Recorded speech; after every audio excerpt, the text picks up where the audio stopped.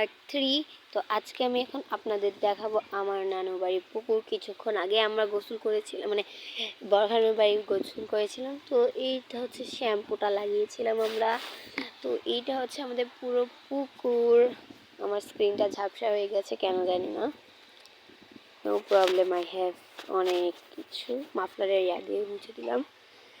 তো এখানে এই পুকুর নিয়ে যে কত কাহিনী, যখন আমি ছোট ছিলাম তখন আমি এই স্টেয়ার, তো আমার ওই কাজিনটা ভালো করে এক্সপ্লেন করতে পারছিল না বলে আমার ভাই ওদের ব্লগে হেল্প করতে এসেছে। তো আমরা ওনার কথাটা শুনি।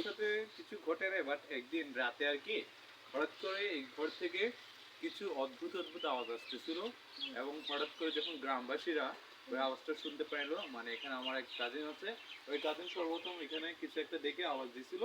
আওয়াজ দেওয়ার পর সব গ্রামবাসী একত্রিত হয়ে যখন দেখতেছে যে মানে এক অদ্ভুত কাণ্ড ঘটছে,